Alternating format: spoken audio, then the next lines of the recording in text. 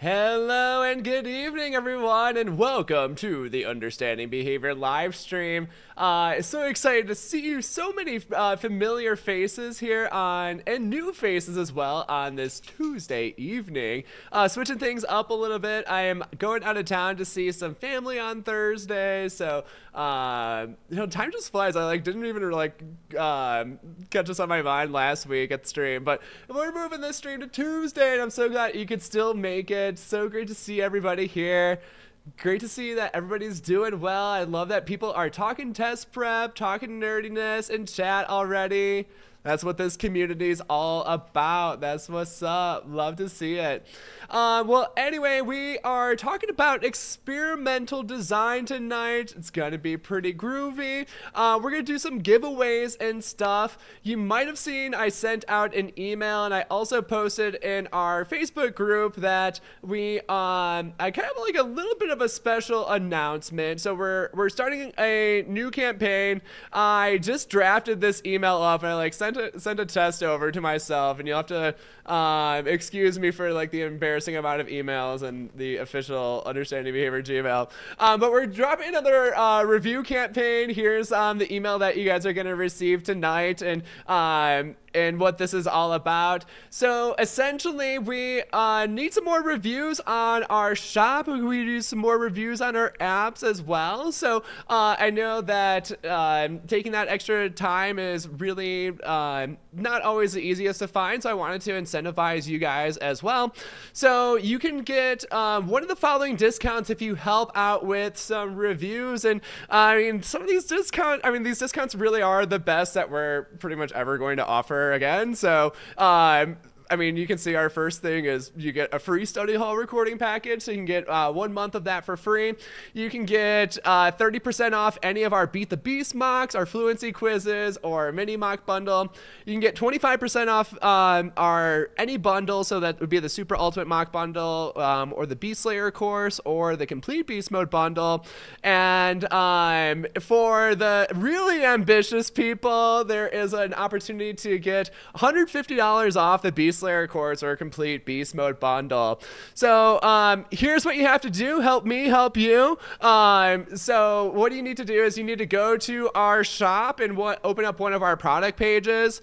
At the bottom of our product pages, there is a spot for reviews. So you can see Beast Slayer. We've got 16 reviews on it right now. And you can scroll down and you can click this button, write a review. Super easy to do. All you need to do is just give it a title, write some comments. If you want to put your name, you're more than welcome to. You don't have to. Throw your email address in there. And then once you do that, take a screenshot of it. And to get any of those discount codes, what you need to do is you need to submit 2 reviews. We have a form where you can submit them. There's plenty of instructions in here too if you need a refresher. I also made a quick video that you can watch for that. Submit those 2 screenshots. So either of 2 different items in the store that you've used, or you can do one on the one item that you've used, and then on top of that do one of our app reviews, so either on the Google Play or the Android store. If you want to get this really big discount to get $150 off the Beast Slayer course, which is literally, we're never going to do that. This is this week only. This is the only time we're ever going to do this. It's pretty insane. But to do that, to get that discount, what you need to do is you need to do the 2 reviews. So either in the store or on the app. And then we also need you to do a video review. So this is a 60-second video. We want you to explain what you enjoyed about the UB products that you've been using, or UB materials in general. Tell us how it's impacted your studying and or your test scores, especially if you've passed. We would love to hear that in that video. An optional but encouraged. Explain how our materials compare to other materials that you used. So I'll be sending this form out. I'll actually drop the link for it right now, but check it out later, because we're about to nerd out on experimental design. It's gonna be so much cooler.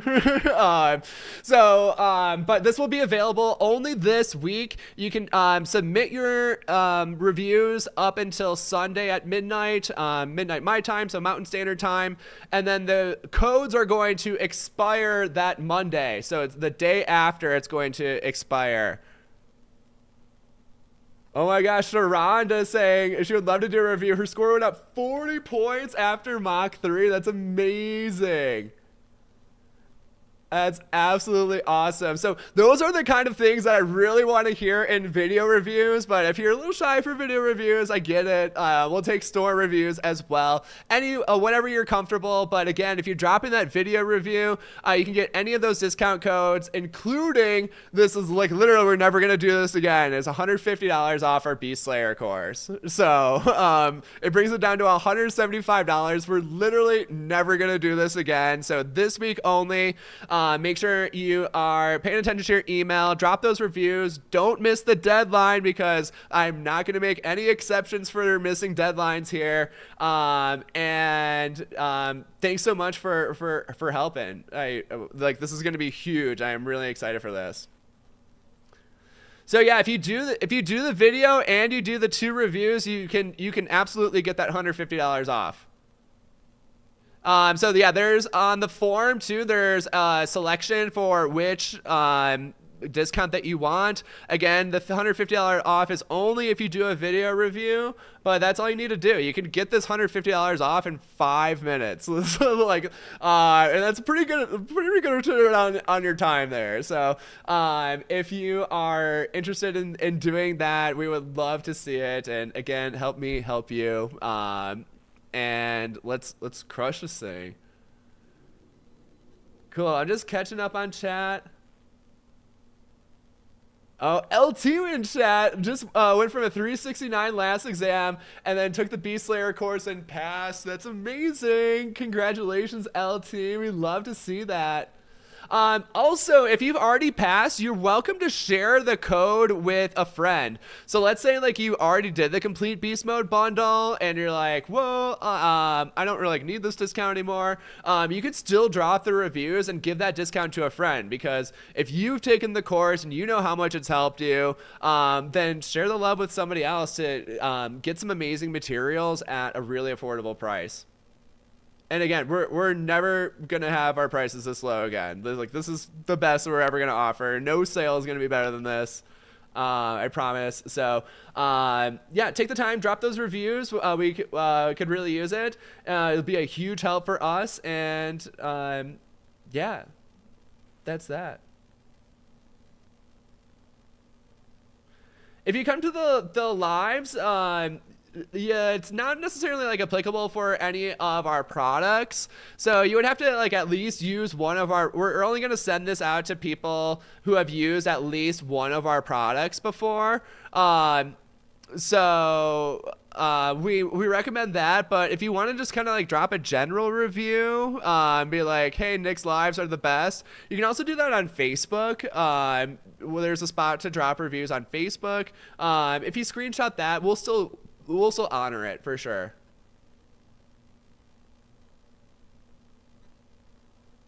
Cool. Well, anyway, that's the review campaign that I wanted to talk about. Oh my gosh, Karina, you're so close at 4,390 scores. Oh my gosh, you're so close. Get some question practice and hopefully that'll push you over the line. You're right there. Just keep going. Awesome, Alexa, good to see you back here. We've got Jocelyn in chat. Hi, Nick. Just wanted to hop on and say thank you for Beast Slayer. Passed today on your 4th attempt. Woo! Congrats, Jocelyn. That's amazing. I love to see that. It's amazing. And yeah, thanks for everybody being here. If you're interested in getting the best materials out there, understandingbehavior.shop is the place to go. If you want to get those massive discounts, hook up with a friend who has done the reviews or like has used the products before, is going to drop a review. Or if you've used some of our products before and you drop some reviews, then go for it as well. Cool. We've got Journey here, taking the exam on Thursday. Any last minute advice? My last minute advice is like, keep your cool, stay rational. That's what I got. You got this. Okay, sweet. Well, we are doing experimental design tonight. This is hype, actually. We've got like more people here than we normally do. I don't know if it's the Tuesday switch up or if it's just experimental design that's bringing y'all here. But thanks so much for being here, everybody. We are yeah, we are going to go over experimental design basics. We're not going to get through everything. This is probably going to be a 2 or 3 parter since there's just so much to go through for experimental design. But we'll get you the basics. We'll start going over some cool stuff. And we'll also do a giveaway, probably more than one giveaway tonight since we have so many people here. So if you want to trigger those giveaways a little bit faster, make sure you're hitting that like button, which is that thumbs up on YouTube right below the video. If we get that like counter really high, then we'll be giving away more stuff. We might do higher quality stuff. So hit that thumbs up and we'll be great. Aw, Jacqueline, you're too nice. It's you. We come for Nick. Aw, that's so nice. That's so sweet. Amazing. All right. Well, let's do this, crew. We're going to hop right into our stuff. Here's the agenda for everything. First, we're going to talk about purpose of an experiment. We're going to talk about group versus single subject designs. Then we'll talk about level, trend, and variability. And then talk about baseline logic. We'll probably end around there, talking about baseline logic. Then we'll get into our designs. We'll talk about how each of the designs work and what kind of situations we're going to use each design for. Let's do this. All right, first of all, let's talk about the purpose of an experiment. So when we're doing an experiment, we're doing some science. So science is really cool. When the components of an experiment, first we want to look at our dependent variable. So in our behavior analytic experiments, this is most often going to be the behavior. So it's the thing that we are measuring and the thing that we're trying to change. We also have our independent variable, and that is a variable that is changed.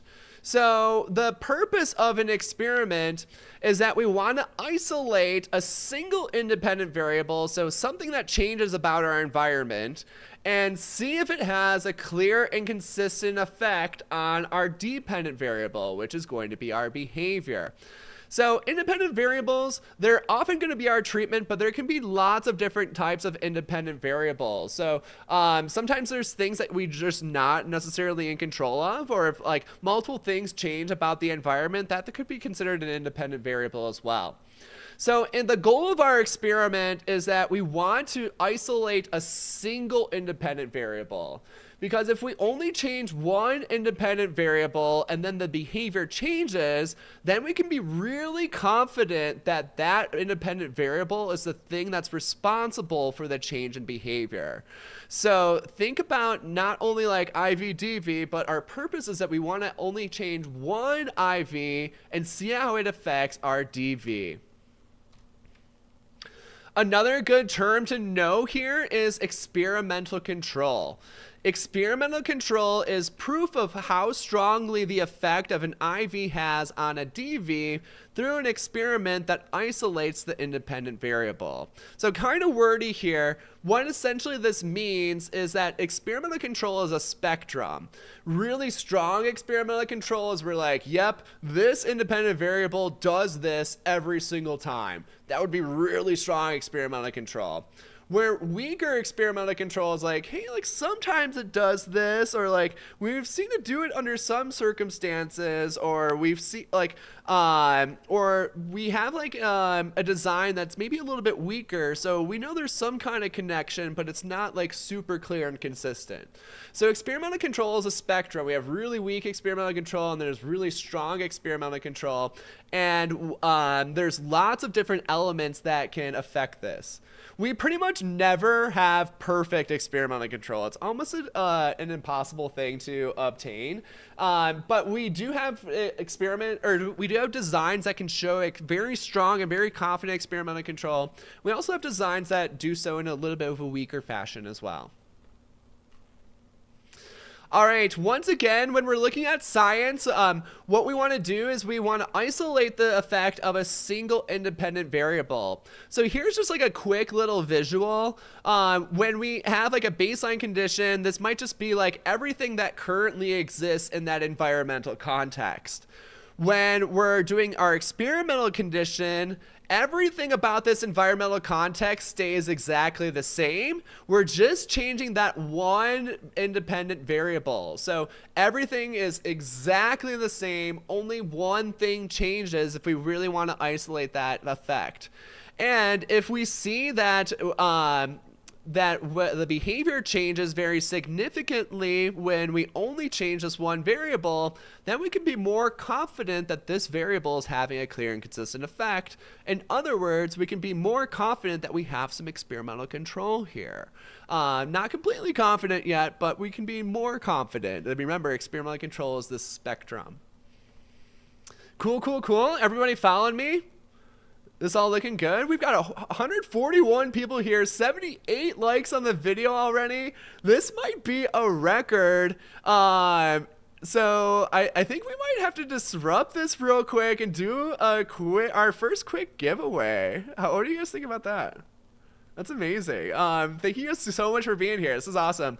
So for our first giveaway, let's make it, we'll give away one of our Beat the Beast mocks or our fluency question package for whoever wins this. We've got a lot of people here. Why don't we do 2 winners? So how we do these is we usually do a random drawing if this is your first stream here.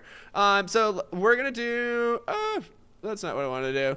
We're gonna do a random drawing, and we'll do the 2 closest numbers is going to win their choice of those products. Let's juice this up a little bit. We're gonna do we usually do 1 to 500, but let's do 1 to 750. So the 2 closest winners are numbers. 1 guess per person, by the way, is going to win their choice of Beat the Beast mock or our fluency question package. You can throw your numbers into chat now. Let's see it. Oh, nice. We got a lot of first timers here. We've got Amanda. Welcome. We've got Casey, first timer. Welcome, welcome.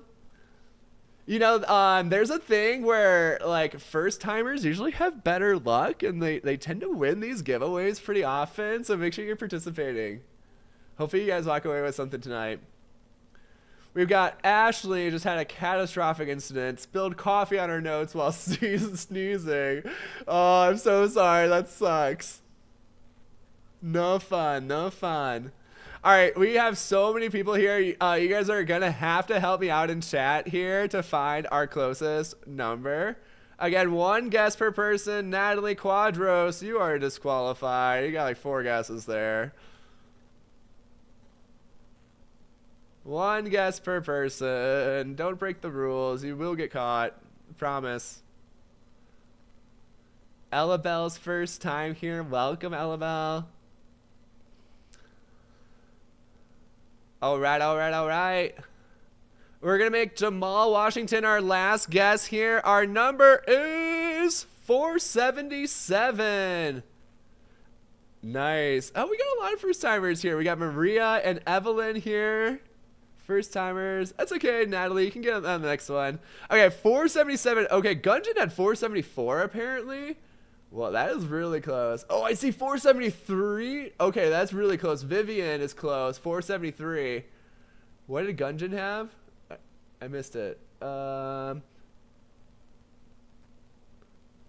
just gonna move this over here so you guys can help me out too. See how much of a pain this is. Gunjan said he had something really close. I didn't see Gunjan's number yet. I saw Vivian was 473. I think that's a winner. It's only 4 off. Wait, help me out in chat here. Let's confirm our winners.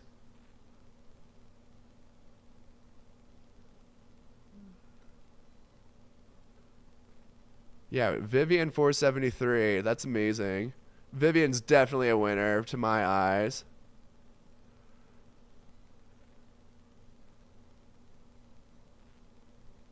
Okay, where was Gunjan's? Remember, we had 2 winners for this one, so that's going to be the 2 closest. Gunjan, are you more towards like the bottom center, or like first center or middle? Or bottom? I can't talk. I'm too excited. We have so many people here. It's amazing. All right, I don't see Gunjan's number, but I believe him. Gunjan's always here. And it looks like some people in chat are confirming as well. All the way on the top? Okay, let me see. There it is, 474. All right, awesome. Love it, love it. So Vivian Shepard and Gunjan, you are our 2 winners for our first giveaway. Congratulations. Send me an email at understandingbehaviorofficial@gmail.com. Oh, sorry, Gunjan, I'm so sorry. But congratulations to both of you guys. To claim your prize, just shoot me an email at understandingbehaviorofficial@gmail.com and we'll hook you up. Let us know which product you want so you can get any of the Beat the Beast mocks or our fluency question package. And we'll let us know and we'll hook you up. All right, congrats, you two. No slowing down that like counter. If we get to some good numbers, we might even amp up the next giveaway. Let's see. All right, back to experimental design. Let's go. Next up, we're going to talk about the difference between group designs versus single subject designs. So in behavior analysis, we don't really use group designs a whole lot. We're mostly focused on these single subject designs. But group designs, they have their utility as well. So in group designs, what we're doing is that we get a very large group of participants, and we assign them to 2 different groups. We've got a treatment group for half of the participants, and then we have a control group for the other half of the participants. So the treatment group is going to receive the new intervention. The control group is either going to receive no intervention, or they could receive a placebo intervention, or they could use the current best intervention, according to like whatever you're trying to compare. So control group has one of those 3. It's either no intervention, placebo, or the current best intervention. And the treatment group is going to receive the new intervention. So in group designs, they use statistical analyses to see if an intervention is generally effective with a population. So they're not necessarily looking at the behavior or the measurement of any individual. They're looking at these giant groups, and then we're using statistical analyses and be like, okay, in general, does this treatment group perform better than the control group on whatever it is that we're measuring? Generally, group designs are a little bit better accepted within our scientific community, and this is because they have a really large population that they're working with. So oftentimes group designs, like they might have 50 participants, they might have 100 participants. Sometimes they have like 5,000 or even 10 or 20,000 participants in them. So in a group design, like what a lot of people like consider to be like a good group design is that they have tons of participants.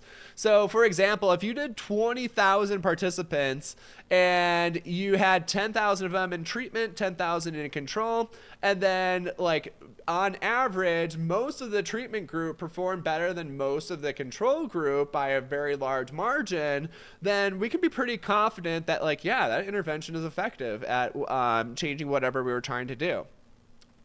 So usually if we have smaller group sizes, it's going to be like weaker experimental control, like weaker results.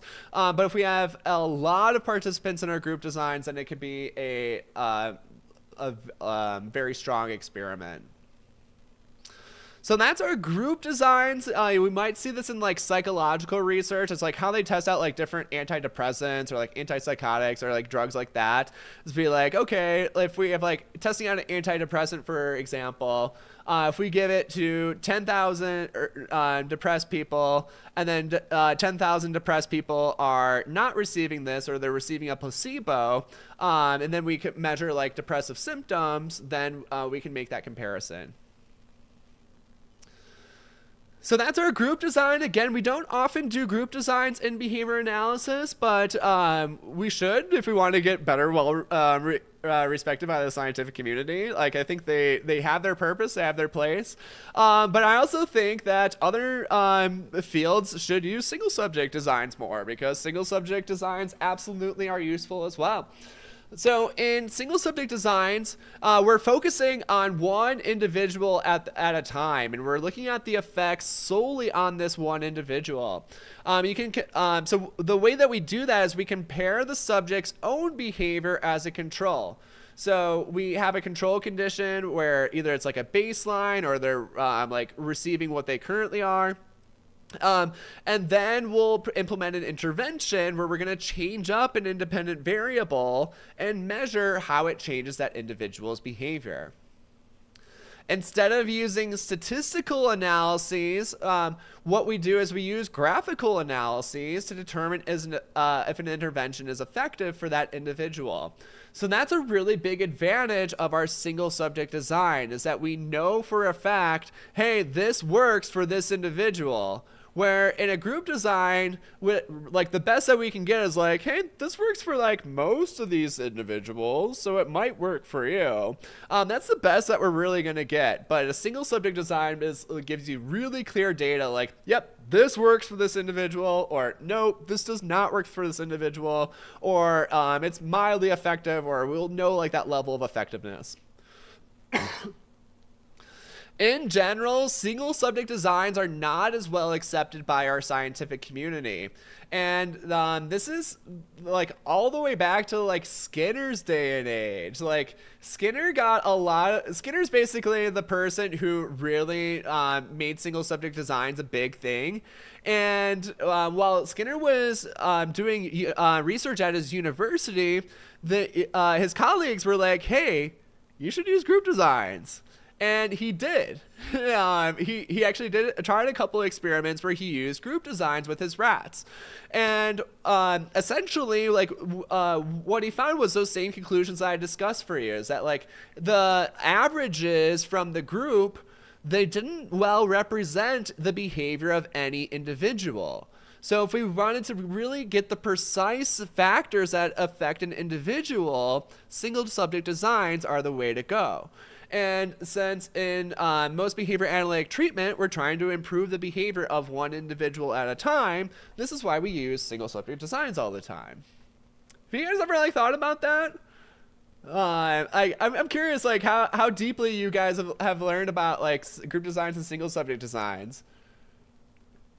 Give me like a 1 to 10, or if like 10 is just like, whoa, this is mind blowing and new, or like 1 is like, I knew all this. Give me like a 1 to 10 in chat or no.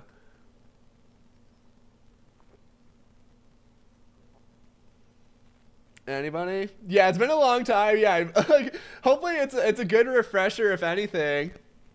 Cool. Yeah, we got some high numbers here, a couple low numbers. Yeah, and I think just like sometimes we overlook like how important research is, but the way that we conduct research can really change like what we actually see. And I find like a lot of psychology in general, they only use group designs, and they're not usually as replicable. So like a lot of the findings that they find is like, oh, like they kind of just like work the numbers to be like, yeah, this does the thing, and then it's like, wait, does it actually do it, or is it just kind of some bullshit? All right, cool. Yeah, a lot of good mix here. Nobody really in the middle. We got a lot of high numbers, a lot of low numbers. All right, sweet. Well, I'm glad it was useful for many of you here. Yeah, if you went through BDS modules, they might have drilled it for you. Cool. Love it. All right, cool beans. Yeah, Ashley, definitely like big replication crisis in psychological research in general, absolutely. But there's not as big of a replication crisis in behavior analytic research. Who would have thought if we actually look at like these single subject designs that it would be more replicable. Cool beans. conditions. All right, sweet. We're going to move on from group and single subject designs. Hopefully you guys like that. Next up, we're going to talk about level, trend, and variability. So level, trend, and variability are the three things that we really want to look at when we are looking at a graph. Before we get into these, somebody posted today in the group, and I didn't get a chance to respond to it, but they're like, what do you do if you like just get a graph and there's like no description on it? So I'm going to run you through some good things to look at first here. The first thing that you want to do is you always want to look at the chart title. So this one is instructional influences. Okay, cool. So that chart title is a little bit vague.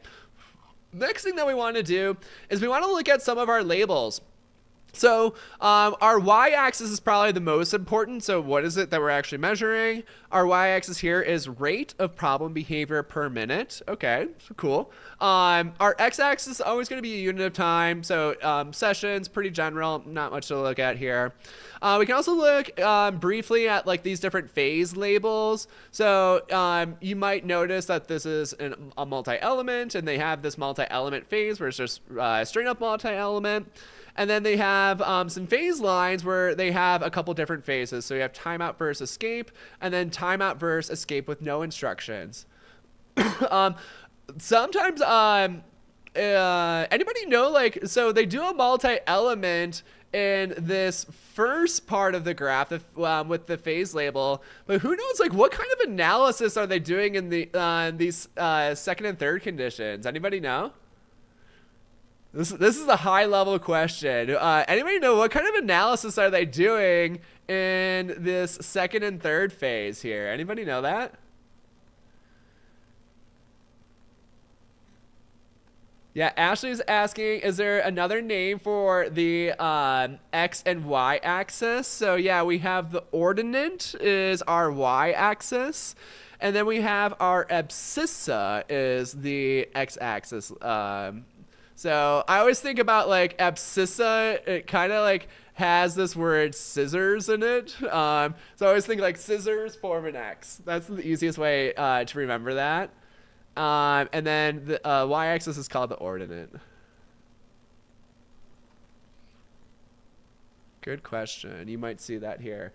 Okay, I was asking what kind of analysis are they doing in this second and third phase? Ooh, so people are saying component, comparative. I'm actually not looking at like our experimental analyses. This is like it's like an extra component to a multi-element.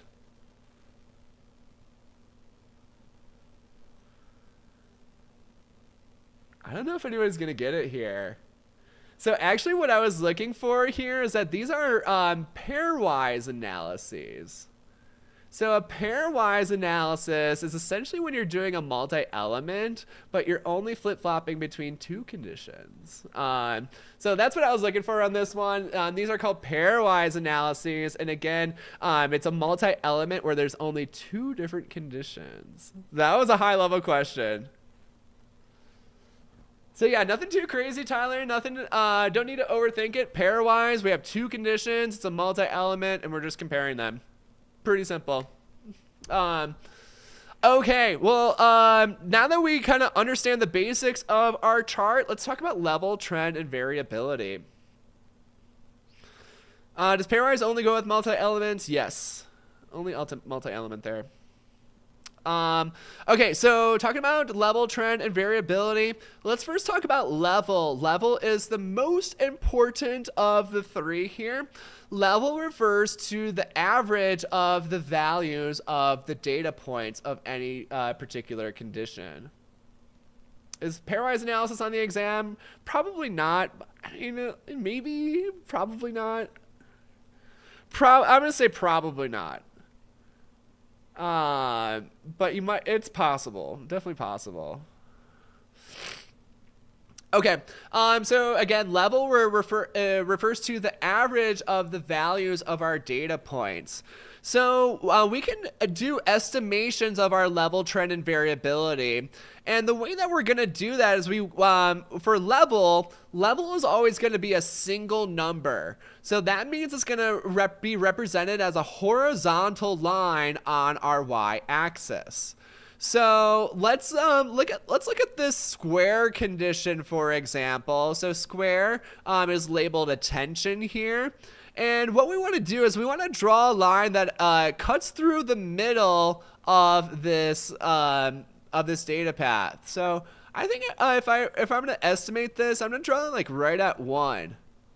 So what we're looking for here is we want to have about the same amount of distance of the data points above and below the line when we're drawing this line here. So most of them are on the line, so that looks pretty good. And then we see like there's 2 data points slightly below and there's 1 slightly above. I think that's a pretty good estimation line here. So it's about 0.75 if we want to get really particular to 1 here. So that's a good way to estimate level. Let's look at this escape condition. What might we estimate the level at for this escape condition? That's the diamonds that are bouncing up and down here. So again, we want to draw a line that's horizontal that cuts through the data path, and we want to have about half the numbers below and half the numbers above the line. Where might we draw that line for the escape condition? What do you guys think?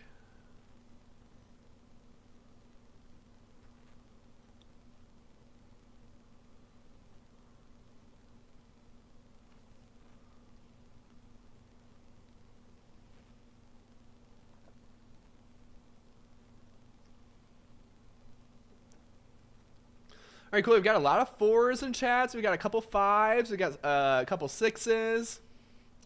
4, 4.5, 5.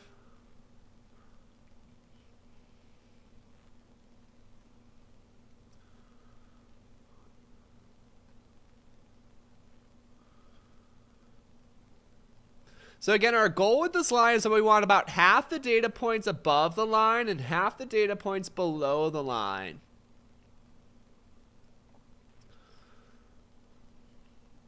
Our best place to draw this one is going to be around 4, maybe 4.5, but I think 5 might be too much. Let's go ahead and draw this and we can visualize it.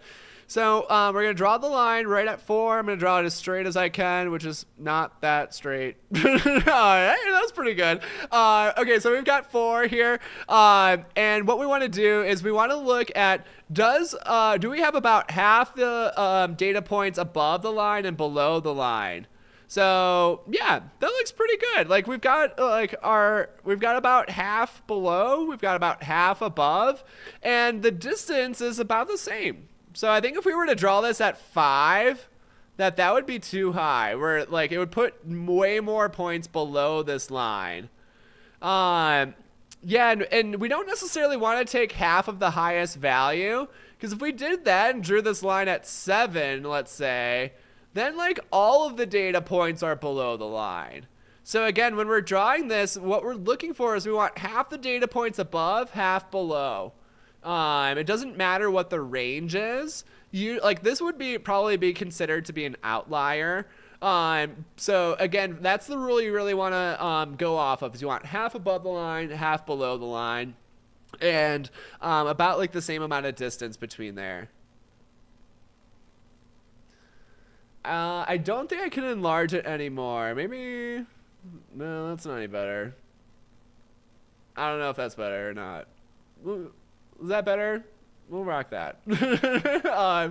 Okay. Hopefully that's a little better. So what we want to do is when we're comparing for experimental control, we want to compare the level between different conditions.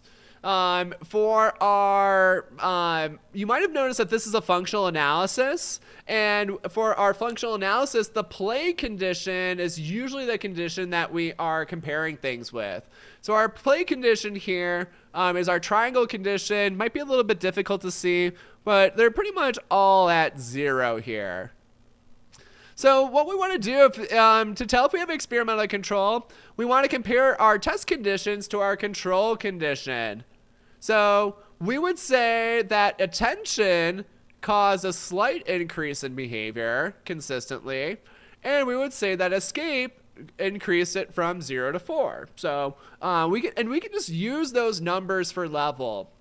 I really don't like when people say like low, moderate, high level, because those are very subjective terms. So when you're talking about level, use a number. That's going to be my tip here. Use a number. And no, it's not a snaba hashtag. It's a number. That's my tip for level. Like, ditch the low, moderate, high. Use numbers for to talk about level in most situations. So you can say like, okay, in the escape condition, the level increased from 0 to 4 from control. For the attention condition, the level increased from 0 to 1. So that's the most accurate way to talk about it. I mean, because if we were to use low, moderate, high here, we would say, okay, attention increased it from 0 to low, and then escape also increased it from 0 to low, and like that that just like doesn't, it's not useful. So ditch the low, moderate, high, use the numbers. Sometimes like it's easier to talk about if you like have the graph right in front of you, but use the numbers. It's gonna be way easier. What they're really referring to for like low, moderate, high is like bottom third, medium, like middle third, or top third. Yeah, I mean, love you, mean it, whatever. So yeah, generally, like they're gonna use numbers for level. It's the more accurate way to think about it. If we're using like looser descriptors, or if the changes are very dramatic, then we could say low to high, or like 0 to high, or 0 to medium. But more accurate way to talk about it is just use those numbers. It's gonna make more sense. If you do get thrown like low, moderate, high, think about bottom third, middle third, top third. It's not complex. Don't overthink it.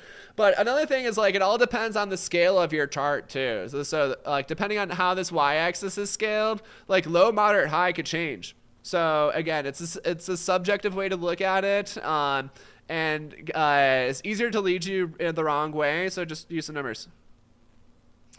Alrighty, cool. All right.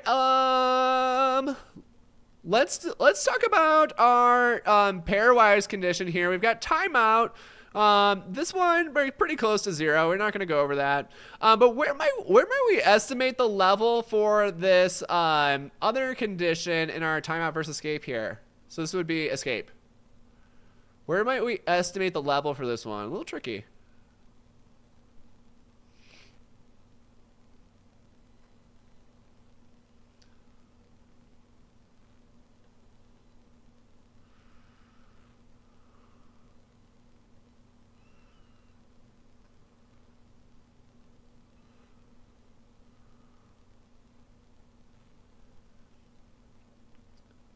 All right, cool. Yeah, answer's looking good. I like where where our heads are at.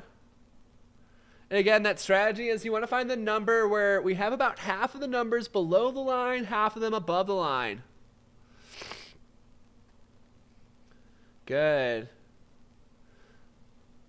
So yeah, I think if you said somewhere around 10 or 11, that looks pretty good. Let's try 11 here. Remove this as straight as possible. So we have 11. We're gonna draw our line here. That looks pretty good. I mean, we've got 4 data points below, 2 above, but the ones that are below are not as far below. So think about like this total distance above and below. Like if I were to put these 4 lines together and compare with these 2 lines, that distance is about the same. So I think 11 was a pretty good guess for level here. For this one, you could like describe it like, yep, this went from 0 level to a high level.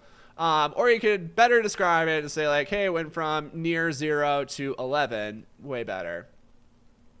Yeah, if you had 10, you're not far off at all. 10 is pretty good. 10 would be like here. I think 11's a little bit better, but 10 is not bad. Yeah, if we, again, drawing that line for 10, then we see like there's way more distance above. So I like 11 here, but again, if you were 10 or 11, you're on the right track. You know what you're doing. Okay, so again, level is the most important thing to look at for experimental control. I have this down here on like all of the next slides for a pretty long time, is that to show experimental control, we want to compare level between conditions. So if there's a bit large difference in level between our conditions, then we know that there's some experimental control present. It's for every single design. Always compare level between conditions. Okay, how we feeling on level? Am I cool to clear all this? Because next up we're going to talk about trend. Trend is the direction of the data path. There are 3 different types of trends. Can you guys label them in chat? What are the 3 different types of trends? What do you think?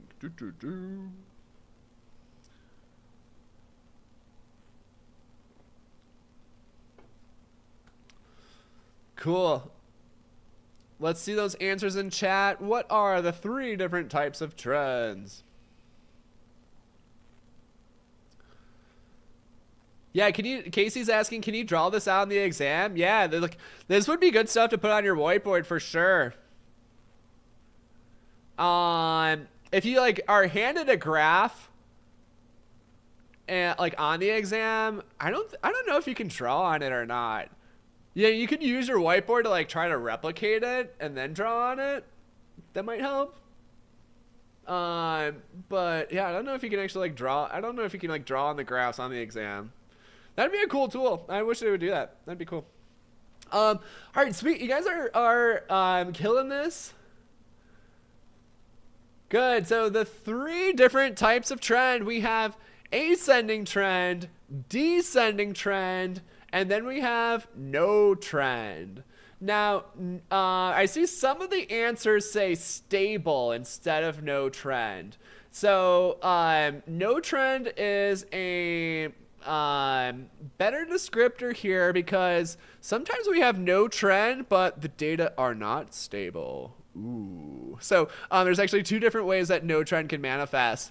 All right, let's go over some of those methods. So again, we've got ascending, descending, and no trend. Let's start with an easy one. To estimate our trend lines, we want to do the same thing to as our level line. So we're going to draw a line that cuts in between all of like the center of all of our data points. The difference here is that this line is going to be angled instead of being horizontal. So I'm going to do that for this escape condition here in our pairwise analysis. We are, I'm going to draw this line. Again, the goal is to get half above, half below, but have it be an angled line. So that's going to be my trend line here. And I can see like, hey, I've got like half below, half above. This looks pretty cool. So it's all about, again, cutting through the center of the data path, but we're going to do so in an angled fashion instead of having a horizontal line. So that's how we do our estimations for trend. Let's get in chat real quick. What kind of trend do we have here for this data path? We'll talk about variability in a minute.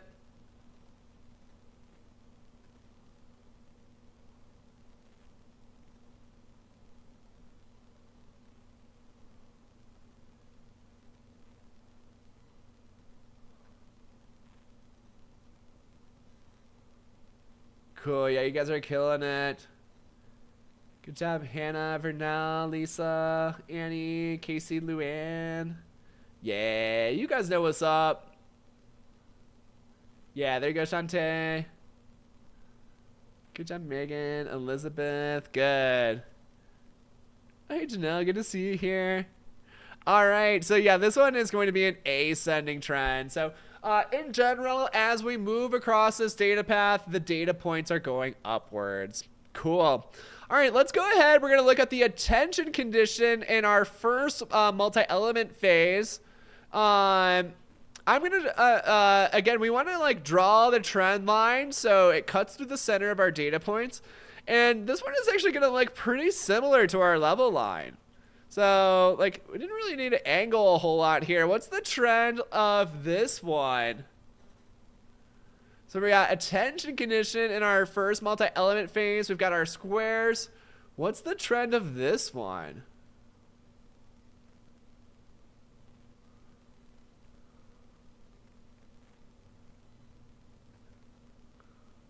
Good. Yeah, Courtney, I like the double descriptors there.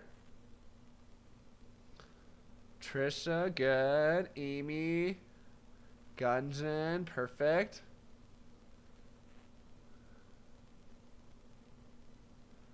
Yeah, Shantae's got a rationale, killing it. Yeah, Seda, I love that. Ushina, it's one of those three.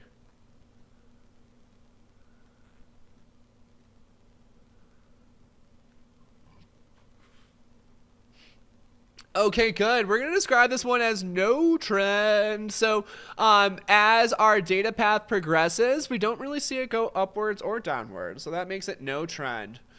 All right. I'm not going to draw this one yet, but what do you guys think about this escape condition? What kind of trend do we have here? And feel free to like draw it if like even just kind of like trace it with your finger if that's helpful. What kind of trend do we have here? So we're looking at our escape condition in our first multi-element phase. What kind of trend do we have? I know, this is the trickier one. We're amping it up. I threw you some easy balls first.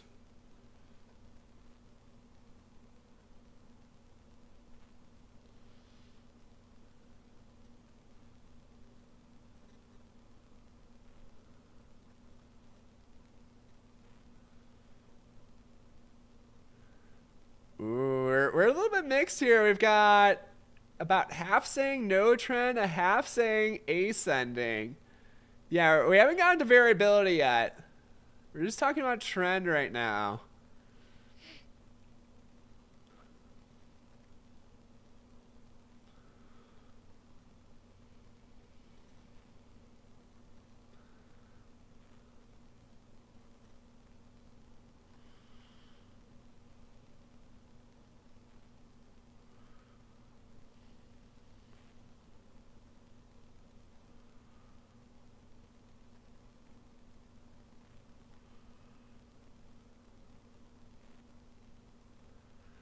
All right.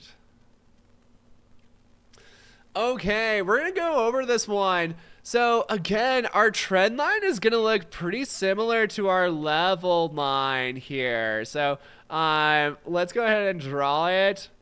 This one I think was best described as no trend as well. I saw a couple people saying slightly ascending. You're not too far off. And one thing I do want to point out here is sometimes we look at level, trend, and variability at like different localizations of the graph. So let's say, like, for example, we were looking at like this last section here only. Now, if we draw our trend line, then we can actually say it's like actually kind of that's not a great line, but if we were to draw this here, it's actually like kind of rapidly ascending. So, I mean, I would say overall this has no trend, but if we look at the like only the end data points, we might say it's rapidly descending. Ascending, and that was kind of a trick. So if you're like, it kind of depends at like what parts of the graph that you're looking at. For the most part, I would say that this is no trend. It's not consistently going up or down. We see that many different times. I'm gonna just refresh this here as well. So one thing to note on this graph is what they did is they did a standard multi-element, but then they isolated their escape condition. So while they were doing the multi-element, then we would definitely say no trend. But when we isolated this escape condition, it was kind of like a mini phase within a phase. Then we would say that it was kind of rapidly ascending during that time. So sometimes, like when we're looking at this level, trend, and variability, it's important to focus on different local areas of the graph. So keep that in mind. And again, like the analysis it might be more complex than you initially think. And think about like if we're doing something different, then we might want to look at different localizations of the graph too. So this I would say like right here where they stopped rapidly alternating and they just did escape, then we saw it very clearly increase and be like, okay, that makes sense. Cool. Yeah, I'm glad you guys are making more sense out of this all. It's amazing. That's what I love to see, those light bulbs. It's like favorite thing an instructor can see is that like students are getting it. I love it.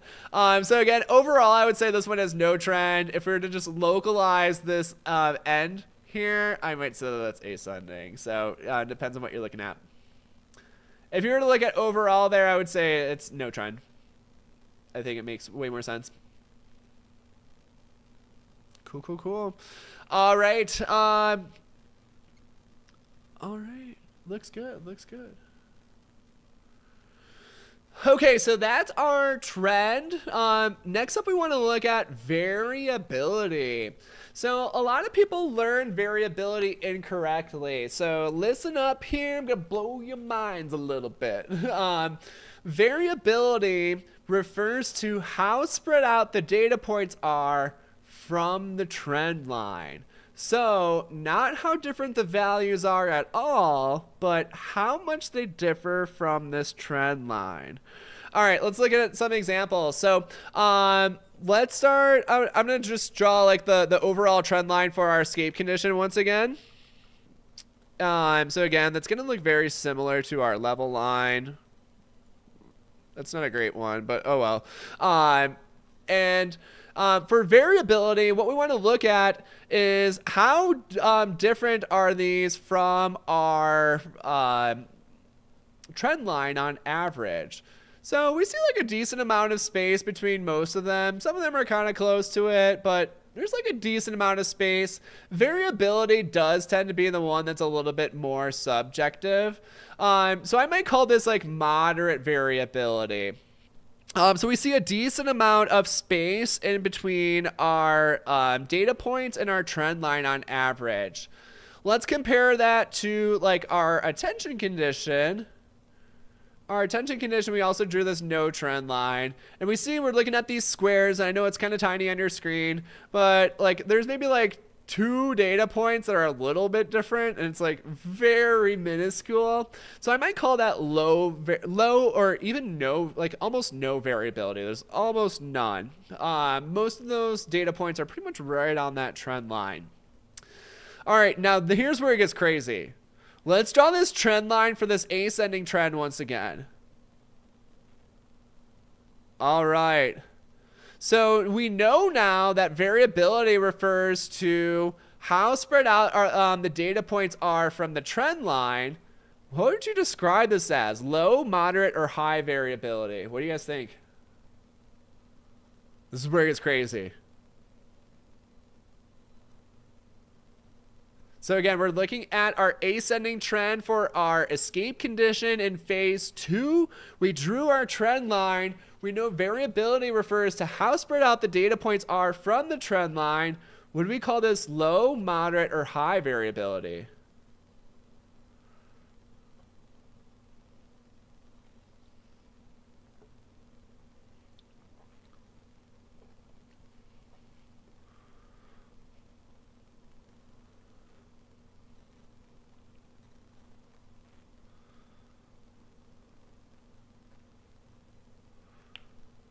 All right. Looks like most of you guys are on the right track here. I'd love to see that. So again, to measure variability, we want to look at the average distance between the data points and the trend line. So we see like the data points on average like are pretty close to that trend line. So this one would be called low variability as our best descriptor. Again, we had this example here. This was more like moderate variability. So this is where we're like, okay, we see a decent amount of jumps here between the trend line and the data points. High variability might look something like this. So if we draw like the trend line here, we've got no trend. And we see like, yeah, there's huge distances between these data points and the trend line on average. So this one would be like high variability, just to give an example of that. Again, these terms are fairly subjective. It's much more difficult to kind of like measure it quantitatively. It's not impossible, but more difficult to measure it quantitatively. But yeah, when we're just looking at the graphs, low would be like, okay, the data points are pretty close to the trend line. Moderate would be like, okay, there's a decent amount of distance between the data points and the trend line. High variability would be like, okay, there's a lot of distance between the data points and the trend line. So what's crazy, and this is what a lot of students miss, is that a lot of students will think like, okay, it's just like if the data points are very different in value, then that would mean that we have high variability. But again, variability kind of refers to like the predictability of our data path. And one really important rule to hold on to is that trending data, it's going to take me forever to write out, but trending data are likely to continue to trend.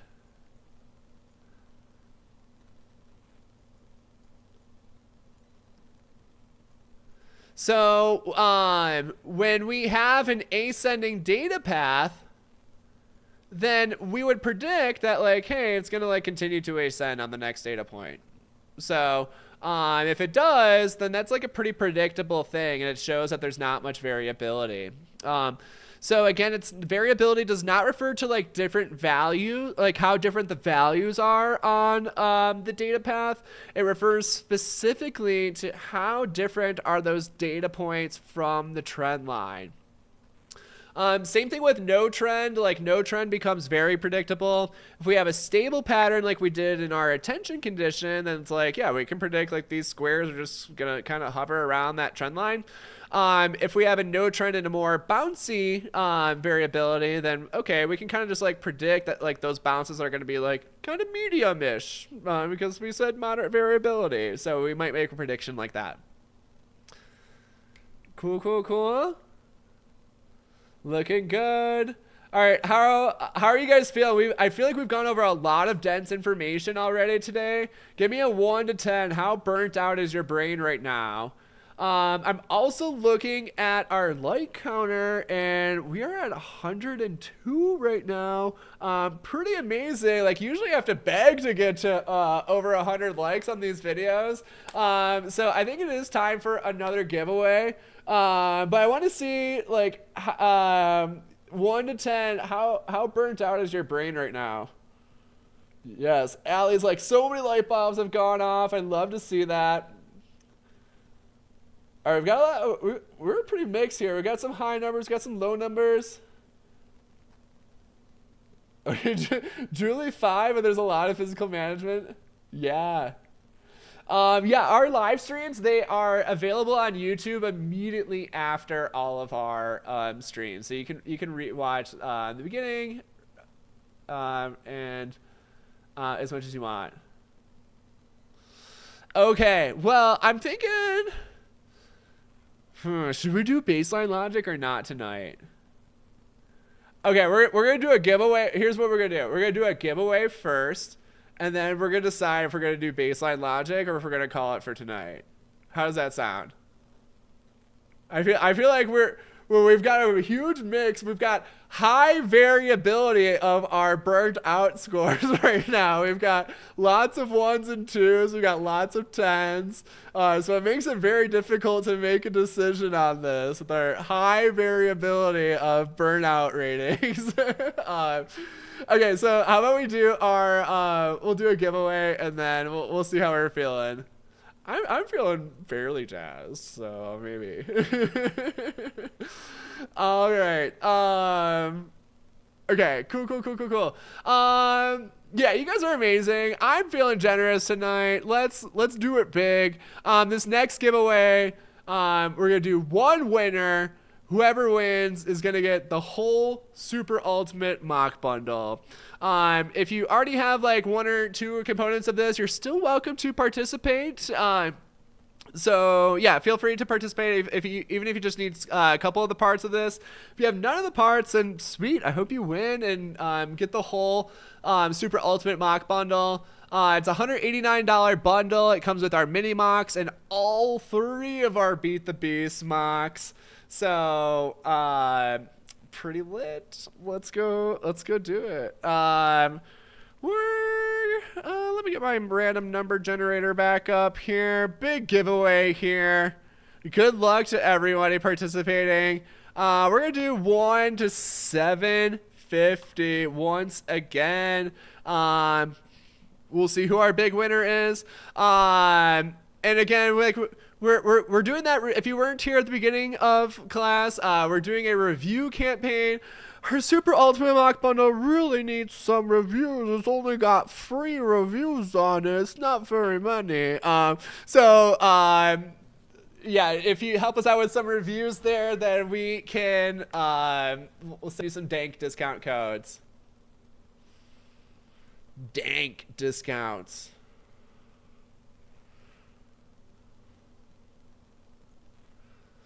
Yeah, here are those discounts that you can win. Oh yeah, I had it on my email. I had those. I put a really sad face in there. It just makes my frown drop a review. So yeah, if you weren't here at the beginning of class, we doing a review campaign. I'll send the info out in an email shortly. There's also a form that has all the details. I'll drop that link right now. That's not it. I'll drop it later. Anyway, you can get some discount codes. You can get a free study hall recording package, 30% off any of our mocks, 25% off any of our bundles or Beast Slayer course. Or if you're feeling really cool and want to drop a video review as well, you can get $150 off the Beast Slayer course or the complete Beast Mode bundle. Literally, we're never going to do this offer again. It's never going to be this cheap. I promise you that. We're never going to do it again. It's never going to be this cheap again. So if you want that great discount on the best study materials out there, then drop a video review and yeah, throw it in.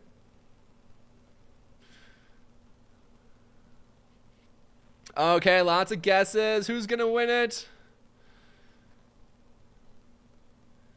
All right, we're going to make Katarzyna the last guess here. Let's do it. Nice. Ashley already sent her reviews in. All right, we got Alexa. We'll include Alexa in here. Our number is 705. All right, help me out. Who's closest? I see 672. That's kind of close. 705. Okay, 727. Ooh, we've got Victoria E 700. That's pretty good. 700. It's only 5 away on a 750 here. Okay, we've got who else we got here? Oh, we've got Sedona, also 700. Oh man, is that a tie? Am I seeing a tie here? Oh my gosh. We had 2 700s. We had Victoria and Sedona. Oh man. That's huge. All right. Victoria and Sedona. We're gonna do a roll off here. We're gonna do 1 to 250. And whoever is closest is gonna win it. We're doing a roll off. Let's see. Victoria and Sedona put one more number in. 1 to 250. Let's see it.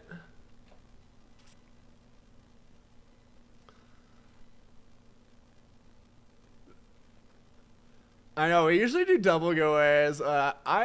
I want to roll off. we haven't had a good roll off in a while. Let's do a roll off. Super Ultimate Mock Bundle on the line. Victoria, Sedona. Sedona's got 117 here. Victoria, what's your number?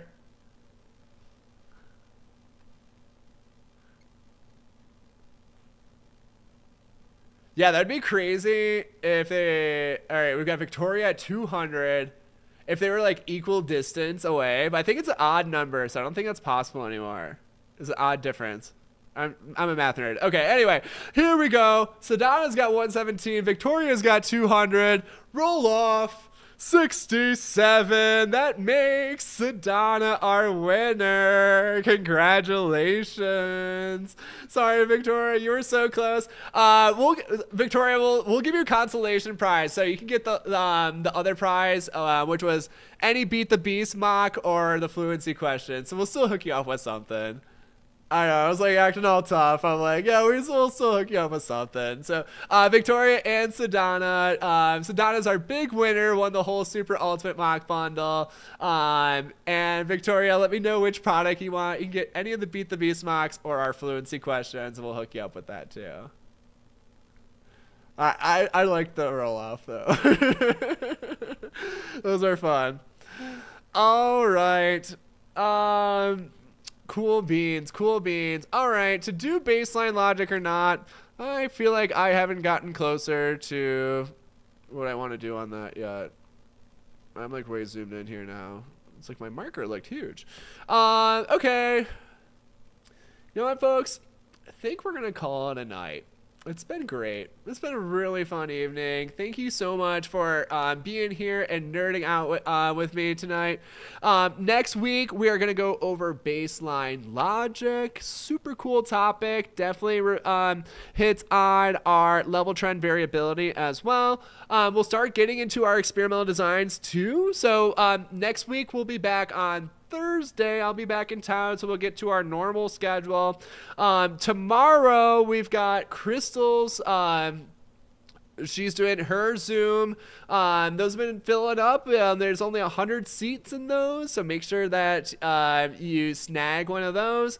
We've got our review campaign. It's this week only. Again, you can win, or not even win. You just get, like, you don't have to win it. You just get these amazing perks. You can get either 30% off any Beat the Beast mock or fluency question, or mini mock bundle. You get 25% off any of our bundles, including Super Ultimate, Beast Slayer course, or the complete Beast Mode bundle. It takes a huge chunk off of that. Or if you want to submit a video review, you can get $150 off the Beast Slayer course or complete Beast Mode bundle. Again, this, like, we're never going to offer this deal again. It's like, if you want, so if you're really, like, if you're thinking about getting Beast Slayer, and you've used our products before and you're like, I want a cheap deal on it, I'm broke, I get it. Here's your method. This is the only way to do it. We're never going to do this again. So I will drop this form in here one more time. And this is coming out in an email tonight too. So if you've purchased anything from our store before, you're going to get that email. And we'll post it on our socials and stuff too. So fill out that form, submit your screenshots. Let us know which offer you want. If you're doing the video, make sure you submit that video as well. You can get that really awesome discount. And you can use this for friends too. So if you already passed your BCBA exam, you're like, I want to hook whoever up with the best study materials for a great price, then do it. And these offers are only available this week. So submit your reviews by Sunday. Coupon codes expire Monday. We'll send them within 24 hours of you submitting the form. And that's that. Thank you guys so much for being here. I hope you have a lovely weekend. Or I would say weekend because it's we usually do this Thursday. Anyway, I'm going out of town, going to see some family, and yeah, it's gonna be fun. My brother bought a boat, so we're gonna go boating, and maybe I'll like post a video from the boat. That might be fun. Anyway, hope you guys have a great week. If you're testing soon, good luck.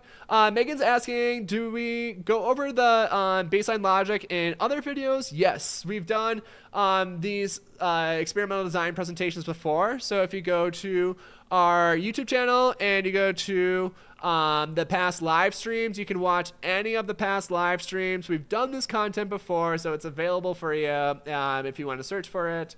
Here, I'll show you what that looks like real quick.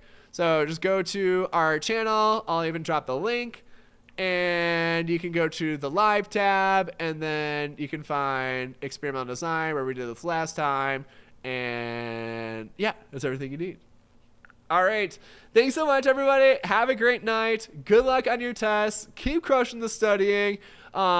If you're having trouble crushing the studying, get the Beast Slayer course, and then you will slay the beast soon.